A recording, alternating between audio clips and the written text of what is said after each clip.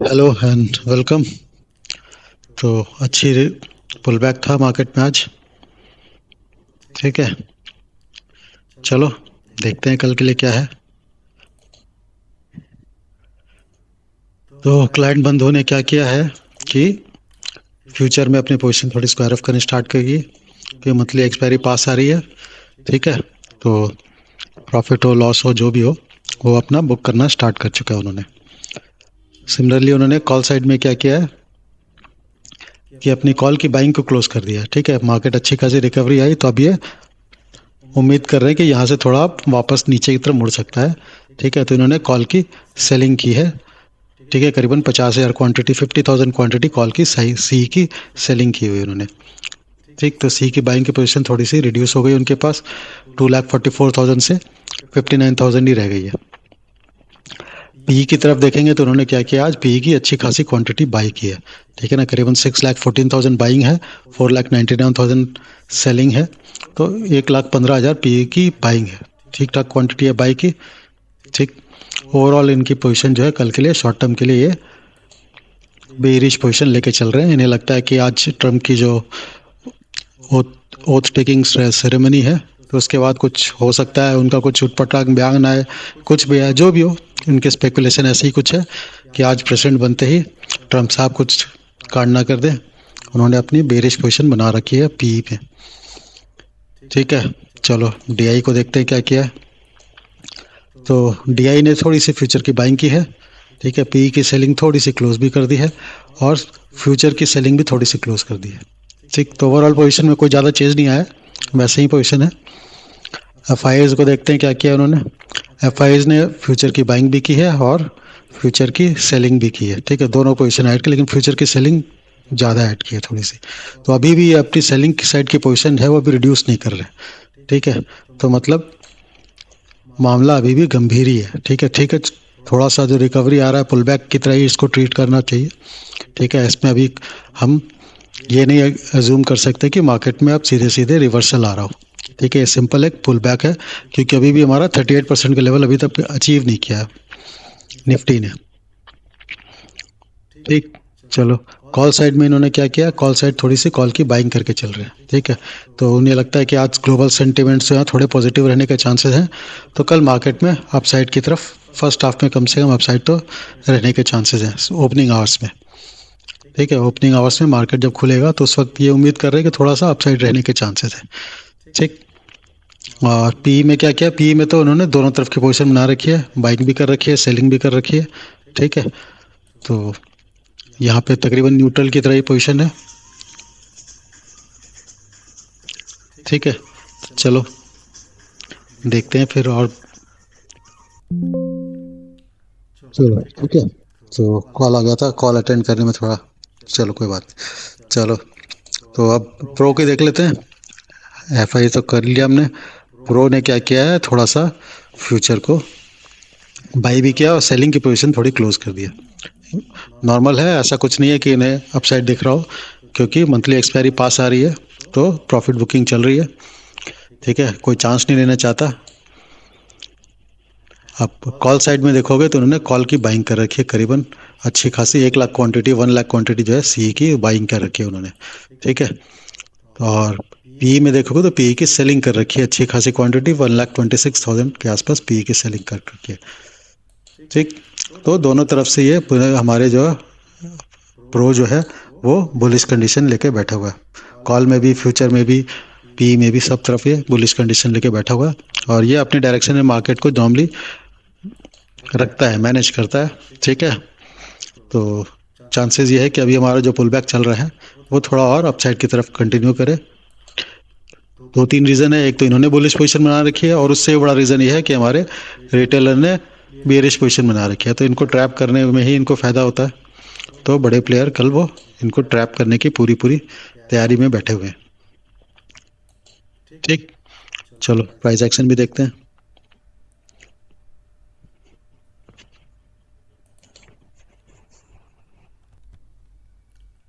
ठीक है, तो पहले देख लेते हैं कि हमारे इक्विटी इक्विटी सेगमेंट में हमारे बड़े प्लेयर की क्या एक्टिविटी हुई है। तो एफ ने आज भी सेलिंग की पोजीशन, अपनी सेलिंग जो है कंटिन्यू रखी है।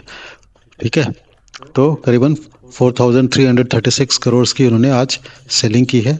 इसके कंपैरिजन में हमारी जो बाइंग हुई है डीआईएस के द्वारा तकरीबन बराबर ही है, तो दोनों आज बराबरी पे रहे। ठीक है, तो बाकी जो छोटे मोटे प्लेयर की बाइंग के कारण जो है मार्केट और अपसाइड पे ही रहा। ठीक है ना, इसको तो पूरा पूरा इन्होंने ही संभाल लिया, और बाकी जो बाइंग आई है हमारी प्रो और शायद रिटेलर ने भी थोड़ी बहुत बाइंग की होगी, तो मार्केट अपसाइड की तरफ ही रहा आज। ठीक है, चलो प्राइस एक्शन देखते हैं।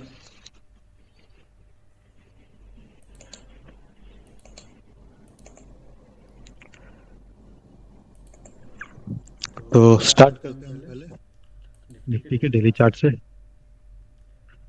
तो निफ्टी का अगर डेली चार्ट देखा है तो कैंडल जो है हमारा यहाँ पे ये थोड़ा बुलिश कैंडल है, क्योंकि पिछले कैंडल के हाई के ऊपर क्लोजिंग आ गई है, तो ऑब्वियसली ये बुलिश स्टांस जो है कंटिन्यू कर सकता है। ठीक है, तो डे के चार्ट में तो खैर कोई गैप पेंडिंग है नहीं यहाँ पे। ठीक, तो चलो 75 मिनट तक तो यहाँ पे अच्छा खासा बाइंग का विक भी है, तो ये भी क्लियर कट इंडिकेशन दे रहा है कि हमारा ये जो बाइंग का विक है, तो ये क्लियर कट इंडिकेशन दे रहा है कि अभी थोड़ा मार्केट में बायर ने थोड़ी संभाल रखी है अपनी पोजीशन। चलो 75 मिनट्स में देखते हैं क्या कहानी है।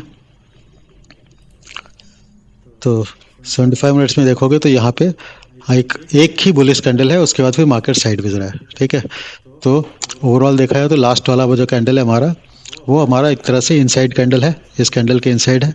अब इसके हाई पे ब्रेक कर गया। ठीक है, तो हमारा यहाँ पे जो है एक गैप पेंडिंग है 75 मिनट्स में। डेली के चार्ट में गैप नहीं दिख रहा क्योंकि ये पोजीशन है डे में लो, लेकिन 75 मिनट्स में देखोगे तो ये गैप हमारा पेंडिंग है, जिसको हम फेयर वैल्यू गैप भी बोलते हैं एक्चुअली में। देखा तो यहाँ तक का, तो इस गैप को एक बार फिलअप करने के लिए मार्केट हो सकता है, जो पोजीशन जैसे बनी हुई हुई है उसको देख के लगता है कि ये इसको फिलअप करने के लिए आ सकता है। ठीक, तो ये लेवल तो हमारा 400 के आसपास है, वहीं पे कंप्लीट हो जाएगा।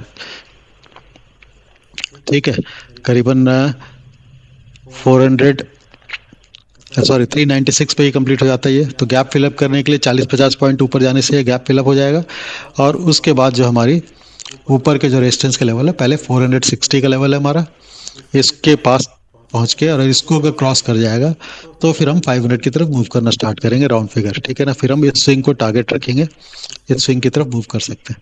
ठीक है, उससे पहले एक और हमारा एक गैप पेंडिंग है, फेयर वैल्यू गैप जो बोलते हैं स्मार्ट मनी कंसेप्ट में। ठीक है, और ये गैप का जो लेवल है हमारा 480 के आसपास है, तो 23,480 तक का अभी अपमूव हमारे मिल सकता है, अगर ये हमारा जो ट्रेंड चल रहा है अपसाइड का, जो पुल बैक चल रहा है वो ऊपर की तरफ मूव करता रहे तो।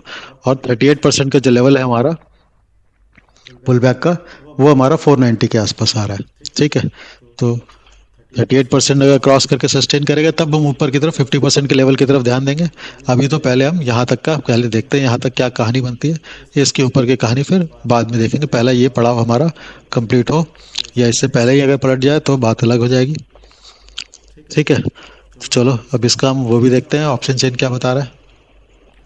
तो यहाँ पे ऑप्शन चेन देखेंगे तो हमारा सपोर्ट जो बना हुआ है 23,300 पे बना हुआ है, और रेजिस्टेंस जो बना हुआ है वो 23,500। तो अभी इन दोनों रेंज है। ठीक है, अब इसके शॉर्ट कवरिंग को ट्रिगर कराने के लिए मार्केट मूव करता है। ठीक, इनकी शॉर्ट कवरिंग तो बहुत दूर है, इनकी शॉर्ट कवरिंग थोड़ी पास में है।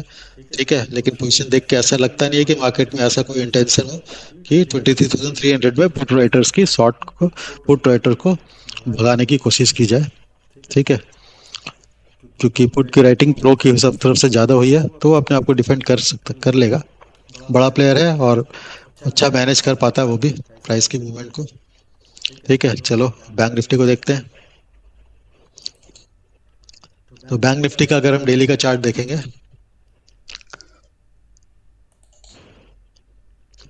तो यहाँ पे भी कैंडल अच्छा खासा बुलिश है। ये कैंडल पूरा पूरा आज हमारा कोटक महिंद्रा बैंक ने बना रखा है।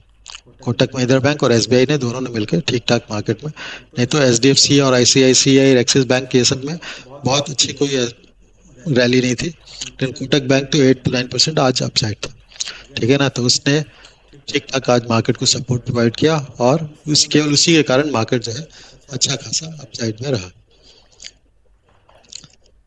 ठीक, तो अब हमारा ये टारगेट जो हमारा जो पिछला स्विंग का हाई था उसको ब्रेक करने के बाद वापस से नीचे की तरफ आ गया। ठीक है, तो हमारे लिए इम्पोर्टेंट ये है कि हम इस स्विंग हाई के ऊपर एक बार क्लोजिंग आनी स्टार्ट हो, तभी हम एज्यूम कर पाएंगे कि हम वापस इस 49,000 पे मतलब 50,000 के लेवल के आसपास हम मूव कर सकते हैं। ठीक है, तो अभी तो इस स्विंग के ही क्रॉस करने में अभी मार्केट को थोड़ी दिक्कतें आ रही है। ठीक है, बैंक निफ्टी को दिक्कतें आ रही हैं इस स्विंग को क्रॉस करने में ही।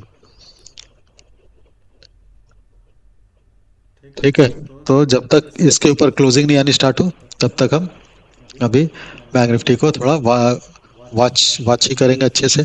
ठीक है, हम कंफर्म नहीं मानेंगे कि अभी हम यहाँ पे और अपसाइड बहुत ज़्यादा अपसाइड के चांसेस हैं। इसके ऊपर आने लग गया तो फिर हम 50,000 की तरफ बढ़ना स्टार्ट करेंगे। ठीक है, 659 660 के आसपास तो 49 660 के आसपास तो आज पहुंच ही गया था। तो वहाँ से अब केवल 300-400 पॉइंट ही ऊपर है 50,000 का लेवल, जो कि वापस एक राउंड फिगर है और वहाँ पे एक रेजिस्टेंस फेस कर सकता है। ठीक है, क्योंकि ये जो फेयर वैल्यू गैप है वहाँ पे भी पड़ा हुआ है अभी, ये गैप जो दिख रहा है हमारा। ठीक है ना, ये गैप अभी भी पेंडिंग है, ये गैप फिलअप करने के लिए हो सकता है। तो चलो अब इसका हम अगर वो देखते हैं ऑप्शन चेन।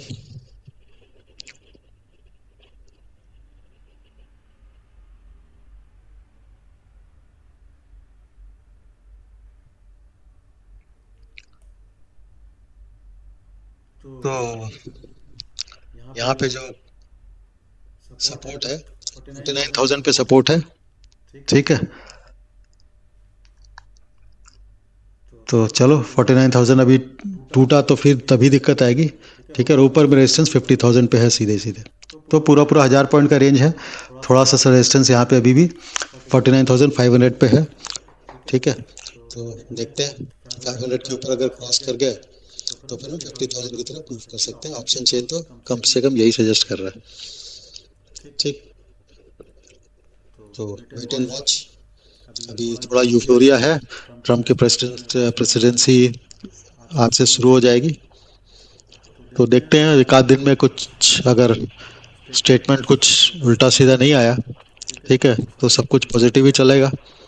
ठीक है, लेकिन एक स्टेटमेंट पूरी पूरी मार्केट को थोड़ा सेंटिमेंट बिगाड़ सकता है। ठीक है, तो इसलिए कॉशियस रहने का है। जब तक पूरा पूरा क्लियर कट पॉलिसीज उनकी टैरिफ्स और इंपोर्ट एक्सपोर्ट की पॉलिसीज वगैरह जो है वो सब तक क्लियर नहीं हो जाती, तब तक थोड़ा कॉशियस रह के ट्रेड करने में बेहतरी है। ठीक है, चलो देखते हैं हमारे ग्लोबल क्यूज क्या सजेस्ट कर रहे हैं। तो बिटकॉइन तो अच्छा खासा अपसाइड गया था, ऑल टाइम हाई लगाने के बाद वहां से अब थोड़ा रिजेक्शन लेके नीचे की तरफ कंसोलिडेट कर रहा है। ठीक है, तो देखते हैं, ठीक ठाक डाउन मूव आया है यहाँ पे। अभी इस चैनल का ब्रेकआउट आने के कगार पे पहुंच चुका है।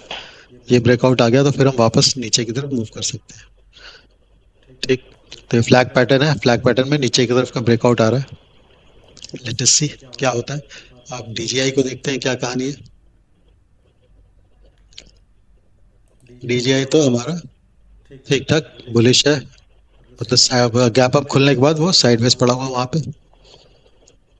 आज छुट्टी है, ओके, तभी मार्केट बंद है। वही मैं कहूँ ऐसा क्या हो रहा है।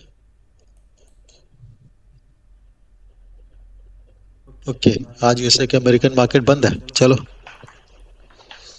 ठीक है, तो ग्लोबल क्यूज के जाने का चांसेस वैसे नहीं है कि कुछ नेगेटिव खबर आ जाए, तो इसलिए मार्केट थोड़ा अपसाइड रहने के चांसेस हैं। बड़े प्लेयर्स की पोजीशन को देख के भी ऐसा ही लग रहा है। चलो ठीक है, बहती गंगा में हाथ अपसाइड में जो भी हो स्कैल्पिंग की तरह ही करना, उसको होल्ड करने की जरूरत नहीं है एक दो दिन तक, जब तक हमारे ग्लोबल क्यूज स्टेबल ना हो जाए। ठीक है, एक इवेंट था आज, इवेंट ओवर हुआ है, तो हो सकता है मार्केट कुछ प्रॉफिट की, इस इवेंट के कारण अच्छा खासा प्राइस हुआ है तो प्रॉफिट बुकिंग पे आ सकता है।